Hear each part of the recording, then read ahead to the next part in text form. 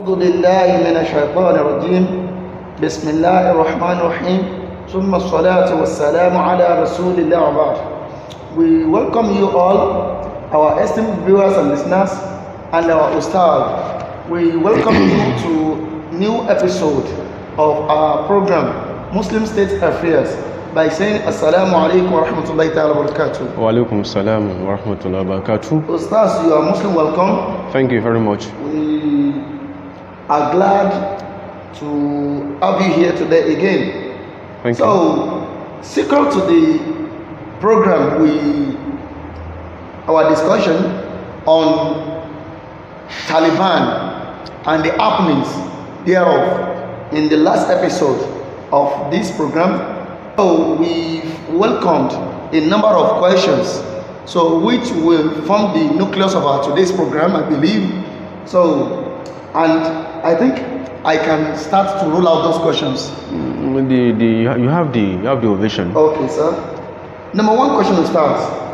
The questioner says, are Taliban going to uphold the international standard of human rights? Bismillahirrahmanirrahim wa salatu wa salamu ala rasulillahi wa bihi nasta'in wa la hawla wa la quwwata illa billah. Truly there are international values, there are global values. Some of such values cut across a number of cultural backgrounds, but there are ones that no single society will countercountenance. Those ones are perceived and are obtainable elsewhere. For instance, there are certain values that are not only peculiar to the Nigerian people. As there are those values here, there are those values also in Ghana. There are those values also in Sierra Leone. Those values also subsist in Cote d'Ivoire. Those values also subsist in the US. So if we take a picture of these values and call them all standards of human rights, we will agree with you completely that there are international standards of human rights. But if we come from the background of wanting to foist, wanting to impose and compel a number of cultural norms and values belonging to a particular society and its people on all other matters, that can be proper standards for international human rights. Okay. So if you mean by your having put it to me to define the activities of Taliban vis-a-vis international standards of human rights, okay, I would ask you, do you mean those Eurocentric values that are mistakenly taken for international standards for human rights? So that's a very I strongly believe there are treaties, there are standards signed by the UN and what have you. And do you think all those treaties in their surface forms are binding on all and sundry, even within the nations that make up the UNO itself? At least that's what we are meant to believe. Okay, we're meant to believe. Okay, let's speak in this manner. Let's speak in this parlance. Okay. All indicators and indices that define humanity, okay, are respected and honored by Islam. Okay. And if those indices and indicators are there in Afghanistan, I'm very sure the Taliban regime must respect them, because the Quran itself respects those values. So if that is what we are saying, we can say we have a soft landing in discussing what should define what a right should mean. So that is how we should put it. Okay. For the sake of simplicity. Thank you for that.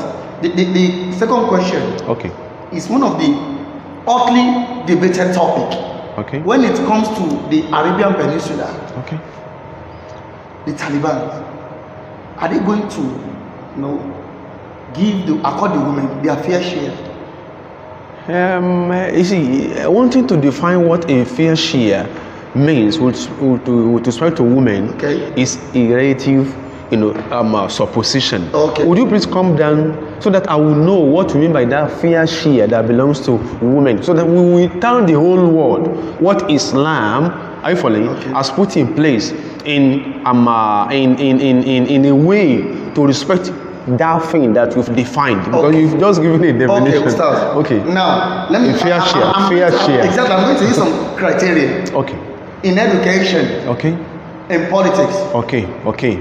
In other spheres of human endeavors that constitute what a society should look like. Okay. Our women are going to be part of these programs. Thank you. In fact, you've given me a clearer picture of what we are to discuss. Okay. If we are to discuss, the reason why I actually the person who sent this, I actually believe that there were a number of pictures that were going around at the inception of the emergence of the Taliban, in which some people have believed that women will no longer be able to allowed to go to schools. So we have some pictures, actually, as I've said earlier, in which in a class there was a demarcation between the women folk and their counterparts. So premise on that, do you think this thing will persist, or it will eventually lead to the total obliteration of female education in Taliban? Thank you very much for breaking that down a bit. There is no gainsaying the fact that whether the Taliban regime or the defunct rather socialist or communist regime that has been declared dead in Afghanistan, the place of the education of women in that Afghan society wouldn't be taken away. There's a place for education for women in Afghanistan. And if we are to go by how the public picture of a woman should look like in Afghanistan, even from time immemorial, a typical Afghan woman has often covered her face. A typical Afghan woman will cover her face. So you mean covering their female is an existential part of whom a woman is in Afghanistan. So people who know. And those who continue cacophoniaring will only end up making a hell of noise. A typical Afghan woman would cover her face. She uses shaldi. Shaldi means buruko. Buruko is something a woman uses to cover her face. You may now say, why then is there the noise? Exactly. There was the noise in 1994 when Taliban first came into power. The noise was brought into to the fore by the forceful tendency of the then Taliban regime to impose the face cover, not the hijab, only the face cover on most women in Kabul and Kandahar. Kandahar are two important cities in Afghanistan. And don't forget, in our previous episode, we made a mention of the fact that there are over 21 regions, provinces that make up Afghanistan. Even where the Shia predominate, a typical Afghan woman will cover her face. But in Kandahar and Kabul, what sets those apart? Thank you very much. Kandahar and Kabul have the similitude of Lagos and Abuja. Those two are cosmopolitan cities in Afghanistan. The women except for foreign women, the Afghan women in Kabul and Kandahar will use hijab, but most of them don't use the niqab, the shaldi. So it was a mistake on the part of the then Afghan regime to have wanted to impose the use of shaldi, the burqa, the face cover, on the few Afghan women who are resident in Kabul and Kandahar and who are never ready to use the face cover. So that was where the noise came to the fore. It isn't that the use of the face cover is alien to the Afghan women. It's not alien, it is there. And that cannot be underestimated with respect to what Islam teaches. and which appertains to women. That a woman will use a face cover wouldn't deprive her of her rightful place, of her right rather to education. It isn't your brain or your intellect that you cover if you use the hijab. Neither would you cover your intellect when you use the face cover. So that wouldn't affect education. So that is to dispel the myth surrounding the use of face cover. It has been there, and it has been an existential part of whom women in Afghan are. So that is not where we are going. Education. Basically, Islam does not say that we should deprive any woman education. Education is a huge part of the message of Islam. How would you deprive women education? The Quran doesn't preach that, neither does the tradition of the Prophet sallallahu alaihi wasallam. In fact, there are several traditions of the Prophet sallallahu alaihi wasallam that put down a promise, a punitive promise for a father that deprives his daughters their right to education. So that is Islam for you. I think sometimes when we do not look for a way to forage for the truth by ourselves, and you allow outsiders to tell you the contours of the truth, you are likely to end up being told or being sold falsehood. So that is the problem with the conventional media. Afghanistan, the fact that the going is no longer smooth with the regime and the sponsors of the regime as being responsible for the way some conventional media outlets have been painting those guys in black. I don't say they don't have their excesses, they do. But in terms of education, they say we don't want a free world where there will be an unbridled intermingling and mixing. So that is what they are saying. And here, where we think we are much cultured, we are much more cultured, rather, we are much more civilized. Do you see what our campuses are turning into? Our campuses are increasingly becoming brothels.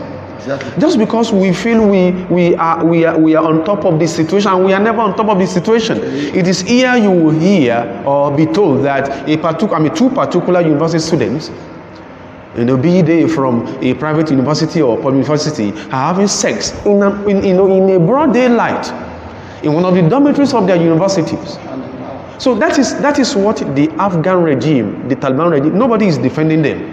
But with respect to saying what is factual, in regard to what they are trying to put in place for the betterment of their society, not for betterment of Nigeria. They don't say you won't go to school. If they had said that earlier, that was a mistake on their part. But as we speak, I'm very sure they wouldn't relapse into their previous mistakes. I'm very sure of that. Okay, Ustadh. I'm very sure of that. So, the premise of the submission now, Taliban most likely wouldn't hamper their women from having access to education. They wouldn't impede them. So even then, I think 20 years ago, Afghanistan, I saw the Taliban in 1996, 97, 98, 99, 2000, 2001, did not impede the women, did not foreshadow the women from acquiring formal education. What they were trying to do was that we would curtail, we would forestall. Could they possibly be allowed to work in public offices? A quick response to that is that, does Islam prohibit women from working? So this is what we should understand. And that to me is another area where the Taliban regime have gone gaga. How do you mean? You see, what I mean is simple. Truly, the Quran says, وَقَرْنَ فِي بُيُوتِكُنَّ with respect to women. But that verse chronicles the beginning of how the hijab became a law for the wives of the Prophet. The verse cannot be definitively applied to all women. If you choose to stay at home, If you choose to be a a full-time housewife, like we say, that nobody frowns at that. If that goes down well with whom you are and with the journey you are traversing in life, but the Quran does not say you don't work, because just beneath the verse, the Quran tells the women folk that wa'atina zakata, you should pay zakah. If a woman doesn't work, is she going to steal from people just for her to pay zakat? That is one. Two, Asma bint Abi Bakrin, Sahabiyatun Jalila, means Sahabiyat Rasulillah sallallahu alaihi wasallam, a female companion. She was one of the fantastic female companions of the Prophet sallallahu alaihi wasallam. She was on a day outside her matrimonial home. She went on an errand on behalf of her husband, Az-Zubair bin al-Awwam. She went to farm. She went to harvest a number of farm produces on behalf of her husband, and on her way coming back home, she met the Prophet sallallahu alaihi wasallam. Asma bint Abu Bakr went out on an errand on behalf of her husband, because that is what they are saying. وَقَنَّ فِي بُيُوتِكُنَّ. And the Prophet offered her a ride, but she was shy. And it wasn't that she wanted to feel shy, but she said, I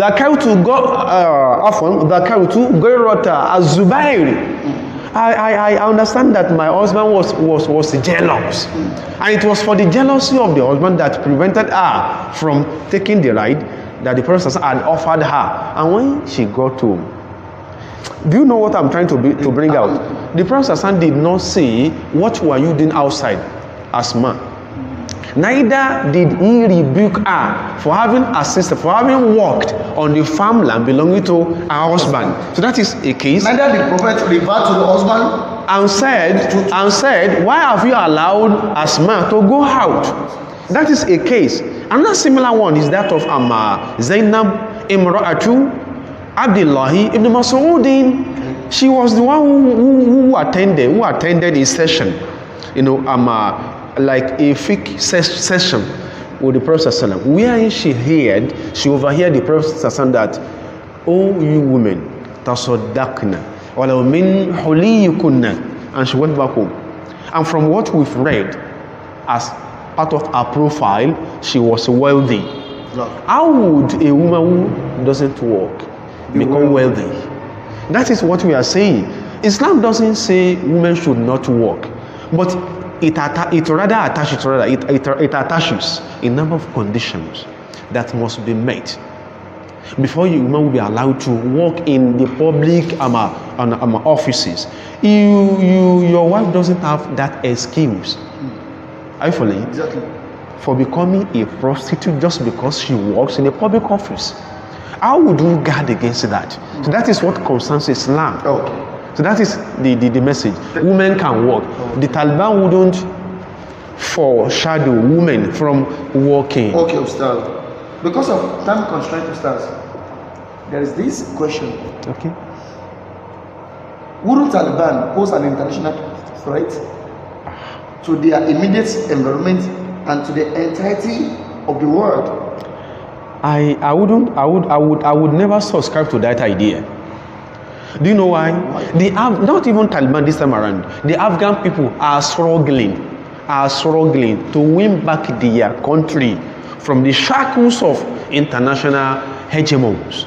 How would they, in the process, constitute a threat to who? To Ukraine, to Russia, to China, or to the US that is far away from where Afghanistan is? The question is actually, it might not have been visible now. Okay. If they are organized on a kind of farmer footing, okay, they are organized. Okay. They've regained their balance. Okay. So wouldn't they want to extend their dominion on who? On their neighbors, and as a result, the entirety of the world? Because there is a particular rumor that's making around now. Okay. That Taliban now want to come to Nigeria to do what exactly, Ustadh? Taliban. I don't understand. See, sometimes when Nigerians go around with these insinuations, I try to tell them that these insinuations in the long run will be homicidal. Nobody is coming to take Nigeria away from us. You see, Afghanistan is far from where Nigeria is. That is one. Two, if I thought the Afghan or the Taliban are going to go with their neighbors, that isn't near. It isn't something that is to come by easily. That is a fact. One thing people don't realize is this: when you are struggling to get your footing, are you going to put some other people into your considerations? Their right footing. That is one. Two, if at all they are, like you said, they eventually become balanced.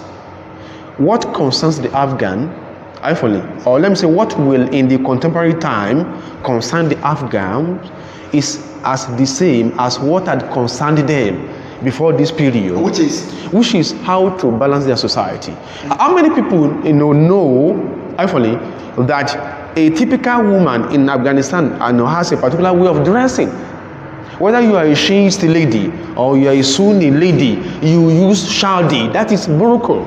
Except you are in Kandahar or in Kabul, where the official dome that goes with these two cities has given some Afghan women a wrong impression that they are a bit freer.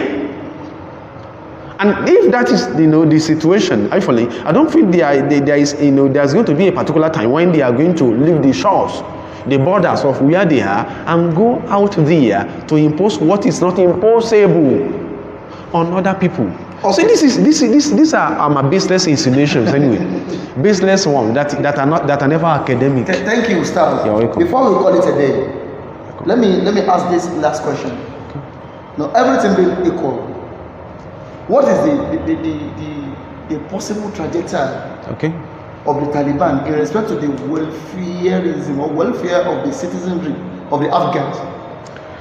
What have they been trying to? How do they been trying to put things in place? The picture of and how soon do you think this will be realized? I was coming to say that before you put the question across. Okay. The picture of that contemporary Afghan society that I see has a bleak future. Subhanallah. Why? It has been the mercy of our Creator for the Afghan the Taliban regime to fix things into their proper spaces in Afghanistan. So that is what they are going through. Thank you very much. Before we go today, I want you to shed light on a particular thing. Okay. We've read accounts of different people who were held hostage. Okay. By the Taliban. Okay. We were marveled, we were awed at, even including the person that is recounting their ordeal in the hands of at the level of the hospitality of which they enjoy. Okay. He said they will not harm them. They serve them 3 square meals. They do this, they do that. Now, this runs in contradiction. Not, Christians in the world as their enemies. Exactly. So we have to cast that, cast off that that aspersion. Okay. It isn't that they consider Christians in the world as their enemies. Okay. They consider a number of European society, Western society as their enemy, and irrespective of their religious ideology. Okay. So that is what the Taliban regime does. Okay, if you are held hostage by the Taliban regime, they will quickly roll before you what Islam says with respect to captivity. And it is those principles that sustain whomsoever they might have held hostage. They don't kill women. You see, there are a number of female Western newscasters, reporters, and journalists who were once held hostage by the Taliban regime and who are later released without any small itch meted out on them. So why do they do this? They do it because they feel whatever they do is within the compass of what Islam has instructed. So that is what they say. Don't take women as hostages, neither would you take children as hostages, and neither would you cut off the trees that bear fruit for your enemies. If at all you are waging a war inside their domain. So these are my principles that are pertaining to waging an international war as seen and enshrined by the Sharia of Islam. But before we leave this particular last point, what the Taliban does, the Taliban regime does in Afghanistan, is it being replicated in Israel or by the Israeli regime towards their Palestinian neighbors? So that means that question, are you following, should have been meant for the Israeli regime. They don't respect all indices of humanity. That is actually another point to ponder. We say a resounding jazakumullah khairan to our Ustadh. We are very glad to have you again today. Thank you very much. We pray Almighty Allah to strengthen you and to retain you on goodness. We say jazakumullah khairan to you. All the viewers and listeners, I strongly believe we've learned one or two things. Lessons poignantly discussed by our Ustadh. So please and please, let's forward our questions to the right channels till we meet again. Read, learn about Islam. Study Islam, don't study Muslims. On this note, we call it a day. I say assalamu alaikum wa rahmatullahi ta'ala wa barakatuh. Wa alaikum assalam wa rahmatullahi wa barakatuh.